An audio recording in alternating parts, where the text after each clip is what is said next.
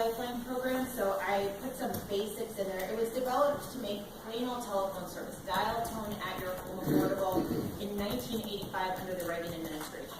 It was expanded in 2005 to include wireless service, which exploded the size of the Universal Service Fund, by the way, and expanded again this year to include broadband, which there are a lot of concerns that will again greatly expand the size of the Universal Service Fund.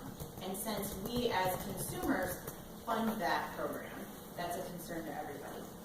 But Lifeline, it's basically a discount that gets paid directly to the carrier. It's $9.25 a month, and this right now, like today, it's wireline phone or wireless phone. As of December 1st, it will also include broadband, both mobile data and a more traditional wireline broadband offering. The $9.25 when? December 1st. I think it's December 1st or when the Paperwork Reduction Act stuff is done, whichever is later. Is it an or an and? So does it cover wireless and wired? It's an or. So you have to choose your service, which is a problem. And broadband would be an and?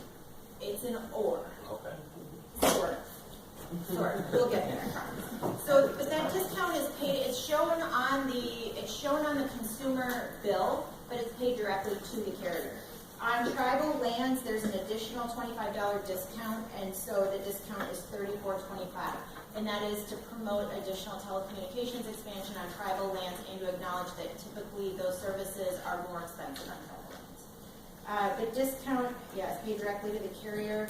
That we've heard a lot of talk about how you qualify for these programs. There's a lot written about how you qualify for the federal program. I'm not going to go through all of it, but basically if you qualify for a federal program or a federal assistance program, you're likely to qualify for Lifeline.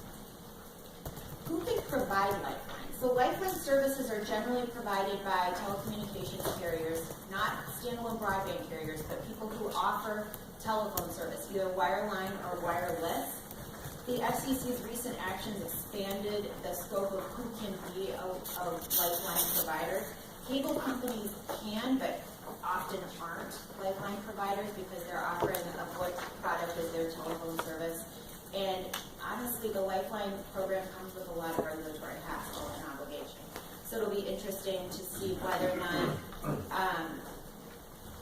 companies who are not participating today choose to participate in the broadband Lifeline program in the future. It'll be a business calculation for them whether or not the return of $9.25 per customer is enough to undertake that hassle of being regulated and being subject to all of the program constraints. So you need to be designated an eligible telecommunications carrier. That's normally done at the state level.